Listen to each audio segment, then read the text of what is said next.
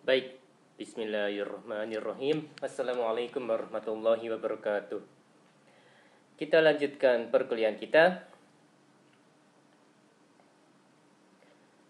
Topik perkuliahan kali ini adalah kinerja organisasi. Materi ini saya dapatkan dari internet dengan sumbernya adalah sebagai berikut.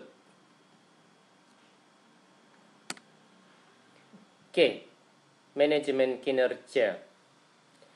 Definisi dari manajemen kinerja adalah cara-cara melalui mana para manajer menjamin bahwa aktivitas-aktivitas dan hasil-hasil karyawan sesuai dengan tujuan organisasi.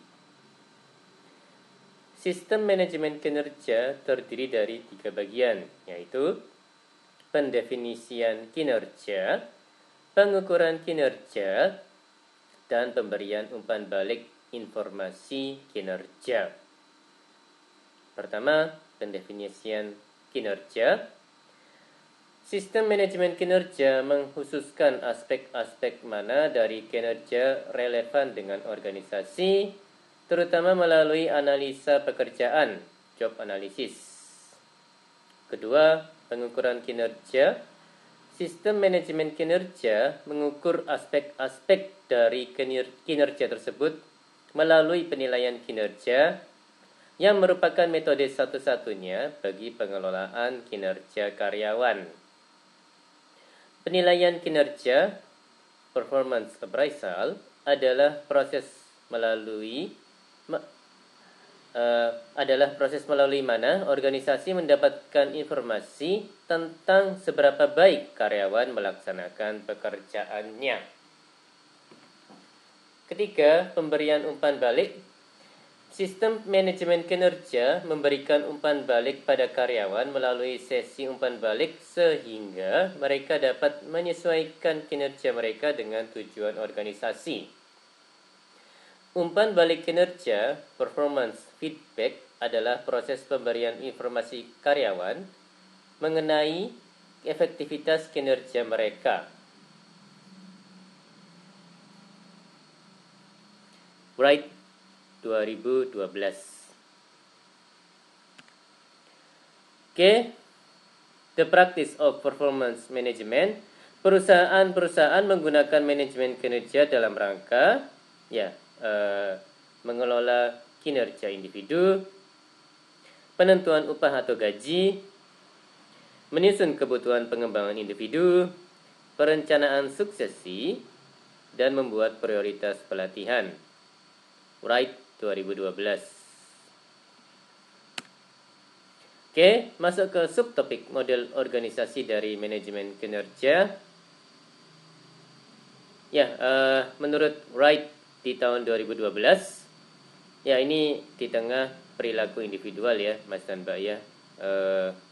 Jadi inputannya ada 3. Yang pertama, strategi organisasional, tujuan dan nilai jangka pendek dan jangka panjang, kemudian atribut individual, keterampilan dan kemampuan, dan hambatan situasional, budaya organisasional, dan kondisi ekonomi. Nah, strategi organisasional ini masuk ke atribut individual, yaitu keterampilan dan kemampuan, dan hambatan situasional ini juga masuk ke atribut individual. Nah, ketiga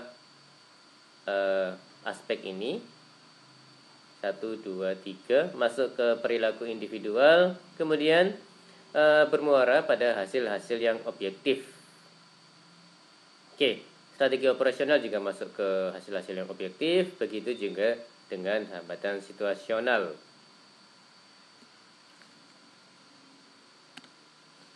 Oke, the process of performance management. Menurut Wright di tahun 2012, langkah 1, mendefinisikan hasil-hasil kinerja kepada divisi dan departemen perusahaan. Langkah 2, mengembangkan sasaran-sasaran, perilaku, dan tindakan-tindakan karyawan untuk meraih hasil-hasil. Langkah ketiga, memberikan dukungan dan keberlangsungan pembahasan-pembahasan kinerja. Langkah keempat, mengevaluasi kinerja. Langkah kelima, mengidentifikasi perbaikan-perbaikan yang dibutuhkan. Dan yang langkah keenam, memberikan konsekuensi-konsekuensi bagi hasil-hasil kinerja. Ya, dari langkah 4 ini bisa masuk ke langkah 5 dan bisa masuk ke langkah 6 ya, Mas dan Mbak. Dan langkah 5 dan langkah 6 keduanya masuk ke langkah 1 lagi. Ini sepertinya feedback ya, Mas dan Mbak ya. Dan ini siklus ya, Mas dan Mbak ya, kalau saya nggak salah. Oke. Purposes of performance management. Tujuan strategik, ya ini masih menurut Wright di tahun 2012. Tujuan strategik merupakan tujuan pertama di mana sistem manajemen kinerja harus menghubungkan aktivitas karyawan dengan tujuan-tujuan organisasi. Untuk mencapai tujuan strategik ini, sistem yang ada haruslah fleksibel karena ketika tujuan dan strategi berubah, hasil-hasil perilaku dan karakteristik karyawan biasanya perlu untuk berubah mengikutinya. Oke, tujuan administratif. Organisasi-organisasi menggunakan informasi manajemen kinerja dalam banyak keputusan-keputusan administrasi seperti administrasi upah, kenaikan upah, promosi, pengakhiran kepemilikan, pemutusan kerja, dan pengakuan kinerja individu. Tujuan pengembangan. Tujuan ketiga dari manajemen kinerja adalah mengembangkan karyawan yang berkinerja efektif dalam pekerjaannya. Ketika karyawan tidak berkinerja sebagaimana yang seharusnya dilakukan, manajemen kinerja berusaha untuk meningkatkan kinerja mereka. Oke, memilih sumber-sumber evaluasi kinerja.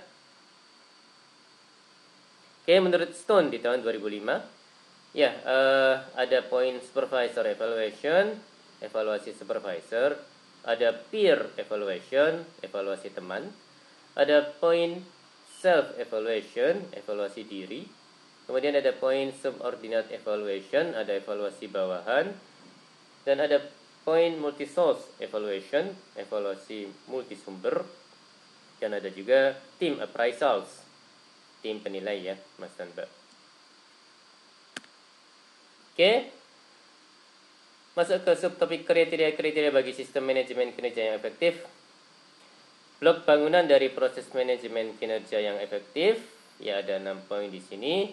Yang pertama, direction sharing, mengkomunikasikan tujuan tingkat tinggi organisasi ke seluruh organisasi dan kemudian menerjemahkannya ke dalam tujuan setiap departemen. Ya, ini seperti top down seperti itu ya Mas dan Mbak ya, kalau saya nggak salah. Yang nomor 2, role clarification, menegaskan peranan setiap karyawan terkait dengan pekerjaannya sehari-hari. Yang ketiga, goal setting and planning, menerjemahkan tujuan organisasi dan departemen ke dalam tujuan khusus bagi masing-masing karyawan. Yang keempat, goal alignment, memudahkan setiap manajer untuk melihat keterkaitan antara tujuan karyawan dan tujuan-tujuan dari departemen dan organisasi. Yang kelima, developmental goal setting, meliputi jaminan bahwa setiap karyawan berpikir melalui pada tahap awal dari setiap periode kinerja tentang apa yang harus saya lakukan untuk mencapai tujuan saya. Dan yang keenam, ongoing performance monitoring, penggunaan computer-based system yang mengukur dan kemudian meng-email kemajuan dan laporan pengecualian berdasarkan pada kemajuan individu terhadap pemenuhan tujuan kinerjanya.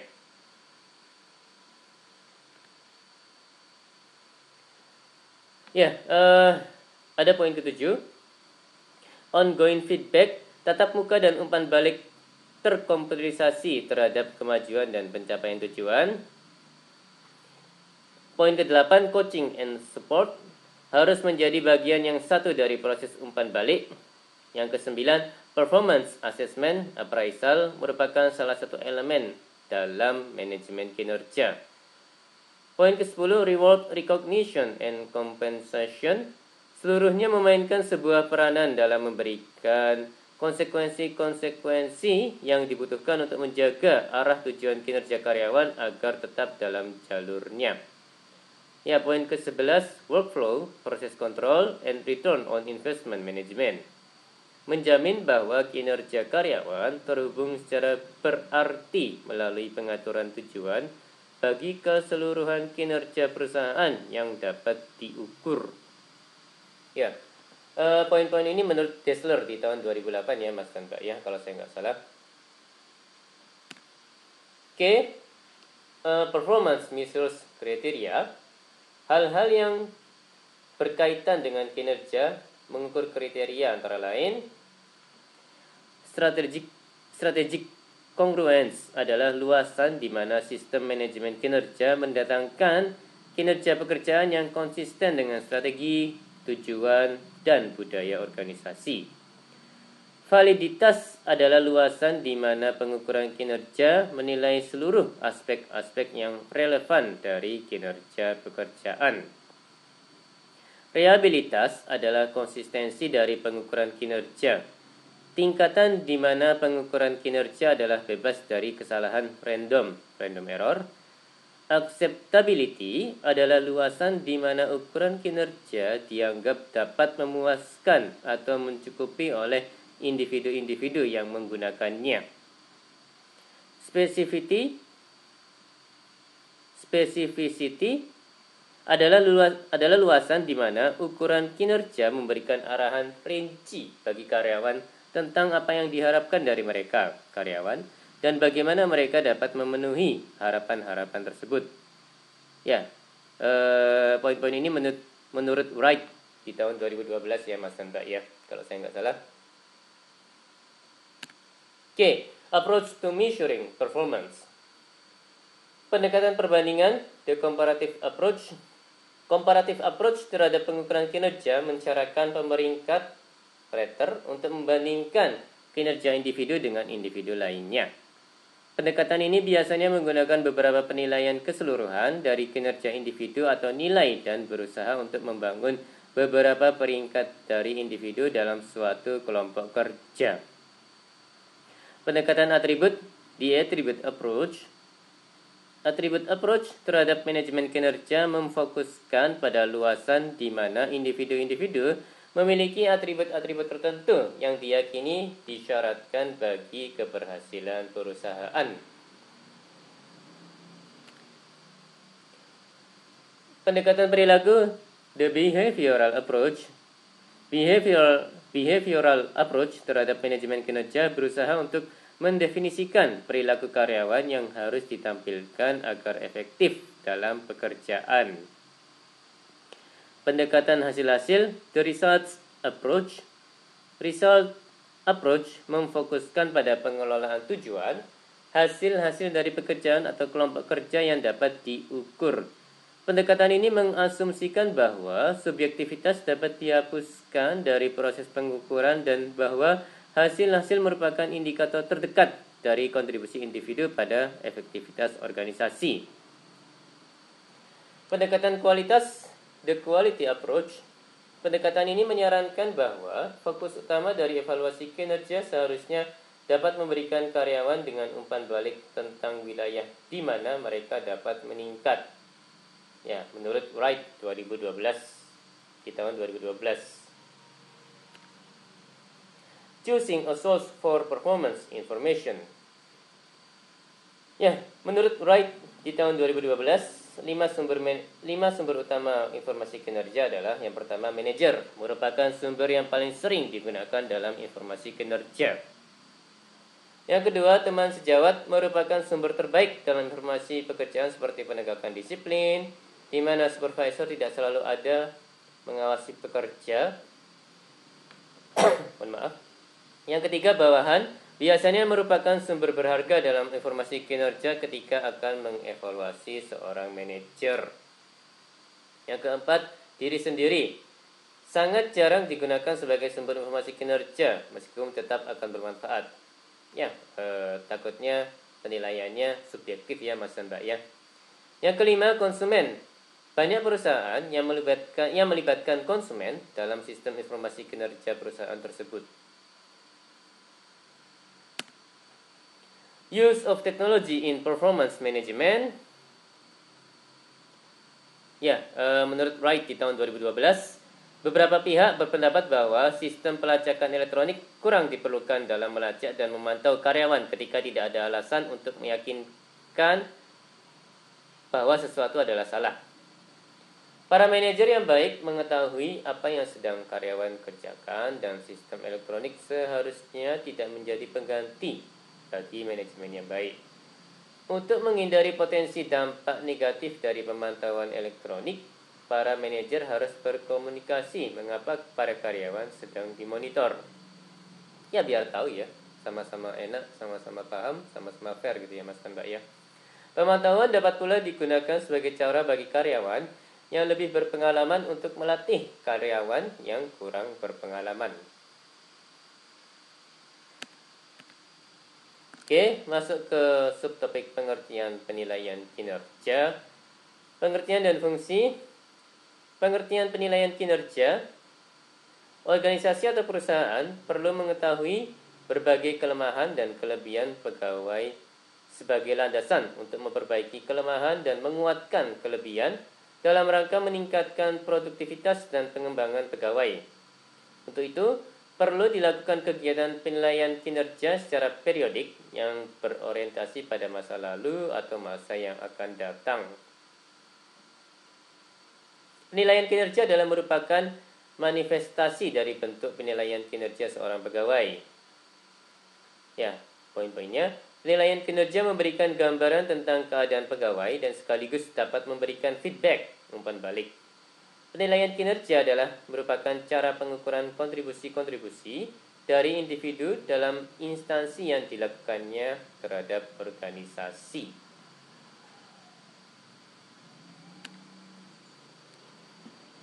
Penilaian untuk kerja merupakan suatu proses organisasi dalam menilai unjuk kerja pegawainya.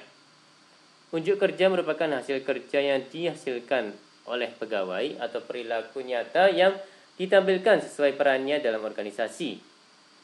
Unjuk kerja pegawai merupakan suatu hal yang sangat penting dalam usaha organisasi untuk mencapai tujuannya, sehingga berbagai kegiatan atau pelatihan harus dilakukan organisasi untuk meningkatkannya. Arti pentingnya untuk kerja secara lebih rinci, ya, William Junior dan Kurt Davis di tahun 2003 halaman 339 sebagai berikut. Perbaikan untuk kerja memberi kesempatan kepada karyawan untuk mengambil tindakan-tindakan perbaikan untuk meningkatkan kinerja melalui feedback yang diberikan oleh organisasi. Penyesuaian gaji dapat dipakai sebagai informasi untuk mengkompensasi pegawai sesuai keahliannya.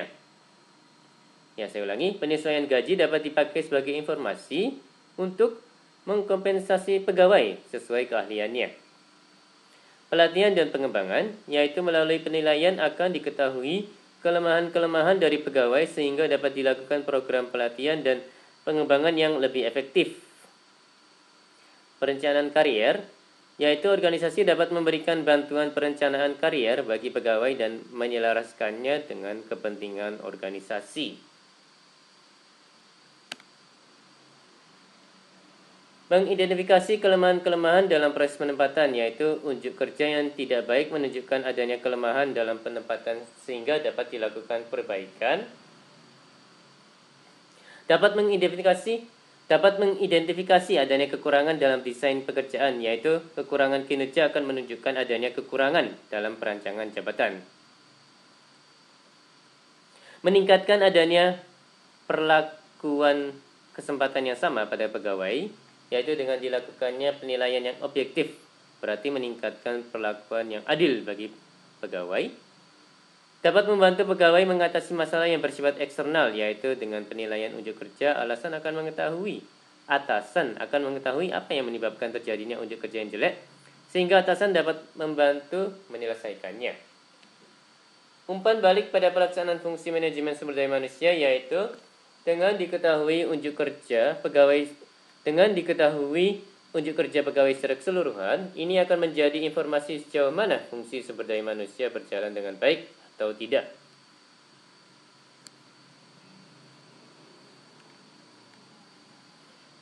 Oke, fungsi penilaian kerja. Penilaian kerja, performance appraisal pada dasarnya berfungsi sebagai salah satu faktor kunci guna mengembangkan suatu organisasi secara efektif dan efisien. Karena adanya kebijakan atau program penilaian prestasi kerja, berarti organisasi telah memanfaatkan secara baik atas SDM yang ada dalam organisasi. Berfungsi dan atau bermanfaat untuk penyesuaian kompensasi, perbaikan kinerja, kebutuhan latihan dan pengembangan, pengambilan keputusan dalam hal penempatan promosi, mutasi, pemecatan, pemberhentian, dan perencanaan tenaga kerja. Kepentingan penelitian kepegawaian, membantu diagnosis terhadap kesalahan desain pegawai.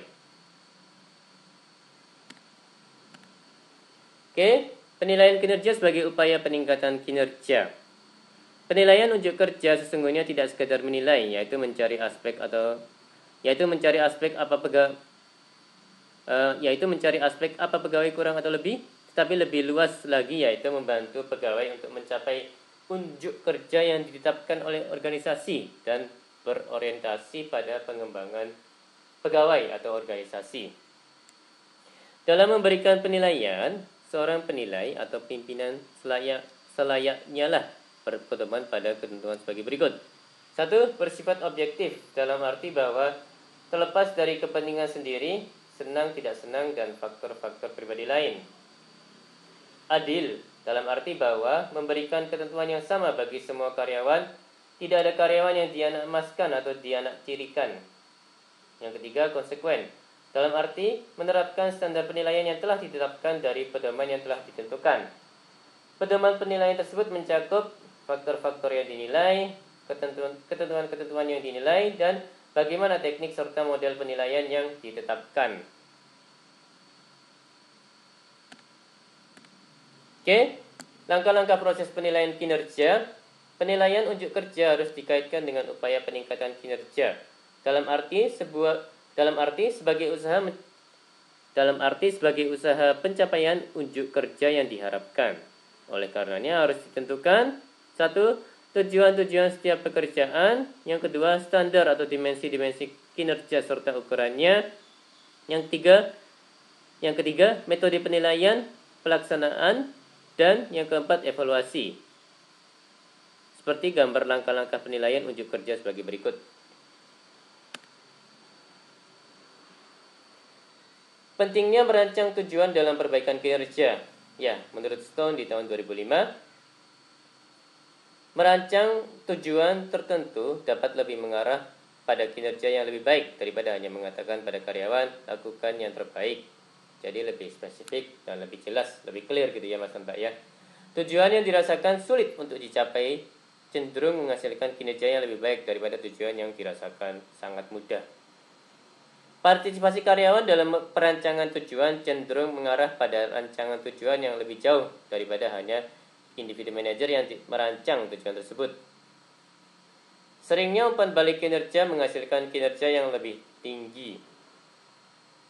Karyawan akan mengatur tujuan yang lebih jauh jika mereka dievaluasi kinerjanya daripada hanya sekedar pencapaian tujuan yang sederhana. Performance feedback.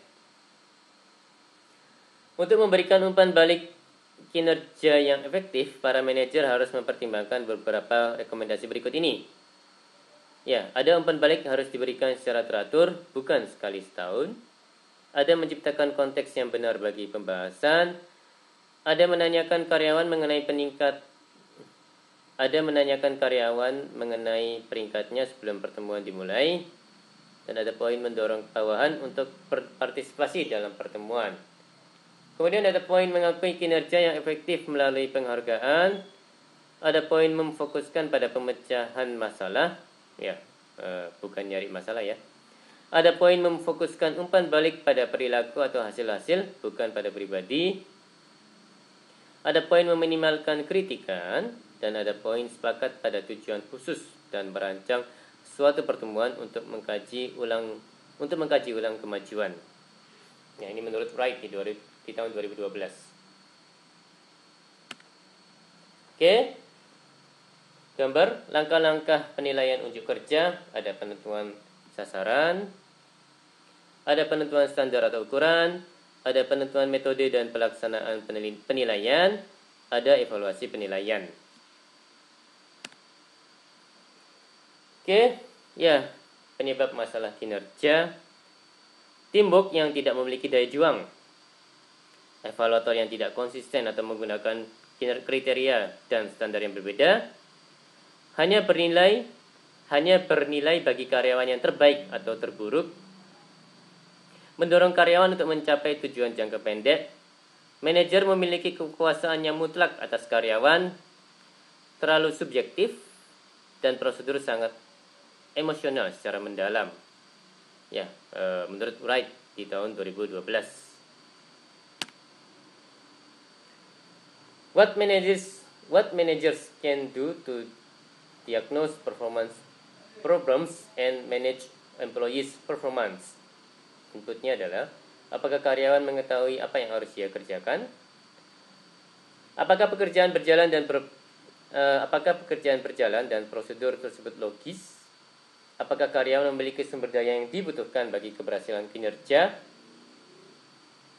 Karakteristik karyawan, apakah karyawan memiliki keterampilan yang kompeten dan pengetahuan yang dibutuhkan? Apakah karyawan mengetahui mengapa sangat pentingnya diperlukan tingkat kinerja? Dan apakah karyawan secara mental, fisik, dan emosi dapat melaksanakan kinerja pada tingkat yang diharapkan? Yaitu poin-poin karakteristik karyawan ya Mas dan Mbak ya. Ya, lanjutan. Umpan balik. Apakah karyawan telah diberikan informasi tentang kinerja mereka? Apakah umpan balik kinerja relevan, tepat, akurat, khusus, dan dapat dipahami? Poin-poin sasaran atau standar kinerja. Apakah terdapat standar kinerja? Apakah karyawan mengetahui tingkat yang diinginkan atas harapan kinerja? Dan apakah karyawan mempercayai bahwa seseorang dapat mencapai standar kinerja? Poin-poin konsekuensi. Apakah konsekuensi seperti penghargaan, insentif, memiliki imbas pada kinerja yang baik? Apakah konsekuensi atas kinerja yang kompeten dari karyawan? Apakah konsekuensi kinerja yang diberikan sudah sesuai? Apakah norma-norma kelompok kerja atau tim membuat karyawan untuk tidak memenuhi standar-standar kinerja? Menurut Wright di tahun 2012. Ya, masuk ke kesimpulan. Sistem manajemen kinerja terdiri atas pendefinisian kinerja, pengukuran kinerja, dan pemberian umpan balik informasi kinerja. Tujuan dari manajemen kinerja terdiri atas tujuan strategik, tujuan administratif, dan tujuan pengembangan. Penilaian kinerja harus dikaitkan dengan upaya peningkatan kinerja sebagai upaya untuk mencapai kinerja yang diharapkan.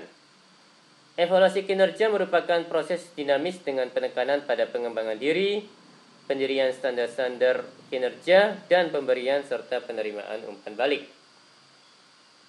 Manajer SDM dalam pencarian perbaikan kinerja memiliki tanggung jawab untuk menjamin bahwa manajemen memahami tujuan-tujuan bisnis strategik organisasi dapat dicapai dengan lebih baik melalui pemuasan tujuan individual, dan bahwa keadilan dari program evaluasi kinerja secara kuat mempengaruhi tingkat kepuasan kerja karyawan dalam organisasi. Ya, saya ulangi.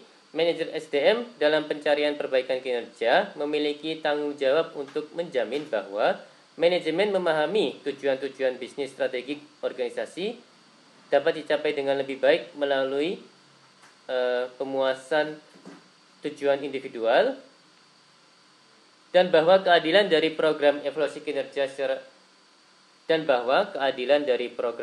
kinerja secara kuat mempengaruhi tingkat kepuasan kerja karyawan dalam organisasi.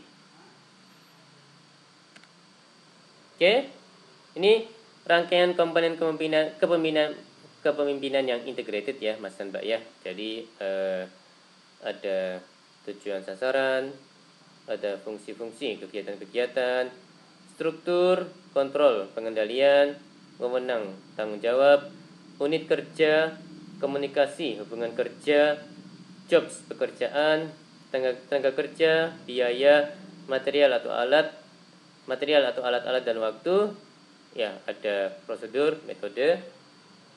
Ya, ada input, ada output.